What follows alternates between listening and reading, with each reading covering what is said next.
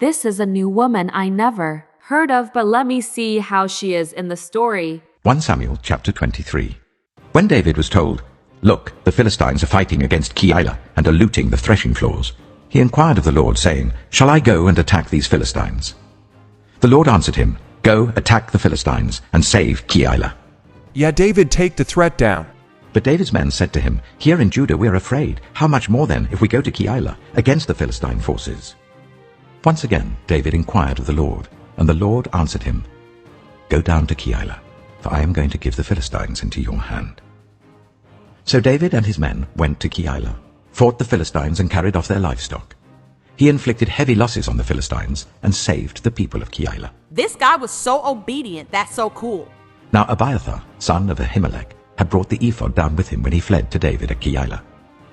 Saul was told that David had gone to Keilah, and he said, "God has delivered him into my hands, for David has imprisoned himself by entering a town with gates and bars." And Saul called up all his forces for battle, to go down to Keilah to besiege David with his men. When David learned that Saul was plotting against him, he said to Abiathar the priest, "Bring the ephod." David said, "Lord God of Israel, your servant has heard definitely that Saul plans to come to Keilah and destroy the town on account of me. Will the citizens of Keilah surrender me to him? Will Saul come down as your servant has heard? Lord God of Israel, tell your servant." And the Lord said, "He will." Again David asked, "Will the citizens of Keilah surrender me and my men to Saul?" And the Lord said, "They will." Look how God responds. So nice. So David and his men, about 600 in number, left Keilah and kept moving from place to place. When Saul was told that David had escaped from Keilah, he did not go there. David stayed in the wilderness strongholds and in the hills of the desert of Ziph. Day after day Saul searched for him, but God did not give David into his hands. Yeah, Saul was so jealous. He wanted to take David's life. Saul searches for him, but thanks God the Lord protected David. While David was at Horesh in the desert of Ziph, he learned that Saul had come out to take his life. And Saul's son Jonathan went to David at Horesh and helped him to find strength in God. "Don't be afraid," he said. "My father Saul will not lay a hand on you. You shall be king over Israel, and I will be second to you." Look at the respect Jonathan giving. David, this is good friendship. Even my father Saul knows this. The two of them made a covenant before the Lord. Then Jonathan went home, but David remained at Horesh. The Ziphites went up to Saul at Gibeah and said, "Is not David hiding among us in the strongholds at Horesh, on the hill of Keilah, south of Jeshimon? Now your majesty, come down whenever it pleases you to do so, and we will be responsible for giving him into your hands." Saul replied, "The Lord bless you for your concern for me. Go and get more information. Find out where David usually goes and who has seen him there. They tell me he's very crafty. These people are savage, oh my gosh. Find out about all the hiding places he uses and come back to me with definite information. Then I will go with you. If he is in the area, I will track him down among all the clans of Judah." So they set out and went to Ziph, ahead of Saul. Now David and his men were in the desert of Maon, in the Arabah south of Jeshimon. Saul and his men began to search, and when David was told about it, he went down to the rock and stayed in the desert of Maon. When Saul heard this, he went into the desert of Maon in pursuit of David. Saul was going along one side of the mountain, and David and his men were on the other side, hurrying to get away from Saul. As Saul and his forces were closing in on David and his men to capture them, a messenger came to Saul, saying, "Come quickly, the Philistines are raiding the land." Then Saul broke off his pursuit of David and went to meet the Philistines. That is why they call this place Selah Hammalekoth. Okay, is this a cat and mouse thing? They chasing this man down. And David went up from there and lived in the strongholds of En-Gedi. 1 Samuel chapter 25. Now Samuel died, and all Israel assembled and mourned for him, and they buried him at his home in Ramah. Then David moved down into the desert of Paran. A certain man in Maon, who had property there at Carmel, was very wealthy. He had 1,000 goats and 3,000 sheep, which he was shearing in Carmel. His name was Nabal, and his wife's name was Abagel. She was an intelligent and beautiful woman, but her husband was surly and mean in his dealings. He was a Calebite. While David was in the wilderness, he heard that Nabal was shearing sheep.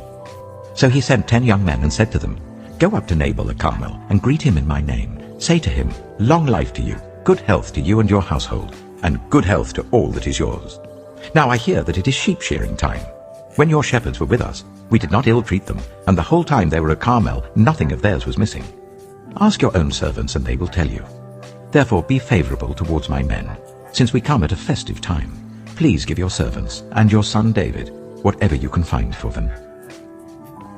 When David's men arrived, they gave Nabal this message in David's name. Then they waited. Nabal answered David's servant, "Who is this David? Who is this son of Jesse?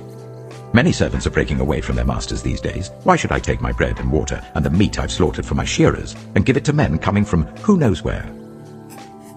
David's men turned round and went back. When they arrived, they reported every word. David said to his men, "Each of you strap on your sword." So they did, and David strapped his on as well. About 400 men went up with David, while 200 stayed with the supplies. I bet David was so popular. These men followed David. But this guy Nabal really gonna be mean to. Your wife like really man, you should be ashamed of yourself. One of the servants told Abagel, Nabal's wife, "David sent messengers from the wilderness to give our master his greetings, but he hurled insults at them. Yet these men were very good to us. They did not ill-treat us, and the whole time we were out in the fields near them, nothing was missing. Night and day, they were a wall around us the whole time we were herding our sheep near them. Now think it over and see what you can do, because disaster is hanging over our master and his whole household. He is such a wicked man that no one can talk to him." Abagel acted quickly. She took 200 loaves of bread, 2 skins of wine, 5 dressed sheep, 5 seahs of roasted grain, 100 cakes of raisins, and 200 cakes of pressed figs, and loaded them on donkeys. This woman wasn't playing. She grabbed all this stuff. Then she told her servants, "Go on ahead, I'll follow you." But she did not tell her husband Nabal. As she came riding on her donkey into a mountain ravine, there were David and his men descending towards her, and she met them. David had just said, "It's been useless, all my watching over this fellow's property in the wilderness, so that nothing of his was missing. He has paid me back evil for good. May God deal with David, be it ever so severely, if by morning I leave alive one male of all who belong to him." When Abagel saw David, she quickly got off her donkey and bowed down before David with her face to the ground. She's so respectful. She fell at his feet and said, "Pardon your servant, my lord, and let me speak to you. Hear what your servant has to say. Please pay no attention, my lord, to that wicked man Nabal. He is just like his name. His name means fool, and folly goes with him. Well, girl, you don't need to be with that nasty man. As for me, your servant, I did not see the men my lord sent.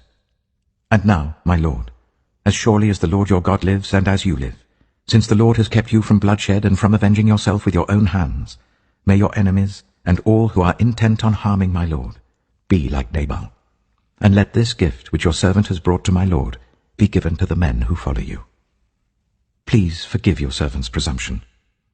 The Lord your God will certainly make a lasting dynasty for my lord, because you fight the Lord's battles, and no wrongdoing will be found in you as long as you live. Even though someone is pursuing you to take your life, the life of my lord will be bound securely in the bundle of the living by the Lord your God, but the lives of your enemies he will hurl away as from the pocket of a sling. When the Lord has fulfilled for my lord every good thing he promised concerning him, and has appointed him ruler over Israel, my lord will not have on his conscience the staggering burden of needless bloodshed or of having avenged himself. And when the Lord your God has brought my lord success, remember your servant." David said to Abagel, "Praise be to the Lord, the God of Israel, who has sent you today to meet me. May you be blessed for your good judgment, and for keeping me from bloodshed this day, and from avenging myself with my own hands. Otherwise, as surely as the Lord, the God of Israel lives, who has kept me from harming you, if you had not come quickly to meet me, not one male belonging to Nabal would have been left alive by daybreak." David is a good listener. Then David accepted from her hand what she had brought to him and said, "Go home in peace. I have heard your words and granted your request." When Abagel went to Nabal, he was in the house holding a banquet like that of a king. He was in high spirits and very drunk. So she told him nothing at all until daybreak. Then, in the morning, when Nabal was sober, his wife told him all these things, and his heart failed him, and he became like a stone. About 10 days later, the Lord struck Nabal, and he died. I got you, fam! When David heard that Nabal was dead, he said, "Praise be to the Lord, who has upheld my cause against Nabal for treating me with contempt. He has kept his servant from doing wrong, and has brought Nabal's wrongdoing down on his own head." Then David sent word to Abigail, asking her to become his wife. David's stealing this guy's wife. Oh snap, I see you. His servants went to Carmel and said to Abigail, "David has sent us to you to take you to become his wife." She bowed down with her face to the ground and said, "I am your servant, and am ready to serve you and wash the feet of my Lord's servants." Abigail quickly got on a donkey, and attended by her 5 female servants, went with David's messengers and became his wife. David had also married Ahinoam of Jezreel, and they were both his wives. But Saul had given his daughter Michal, David's wife, to Paltiel, son of Laish, who was from Galim. This was a good story. I enjoyed it. This girl was a chill person, but I love this story. Let's go to the next video, guys. By the way, Saul did not catch my boy. You're too slow.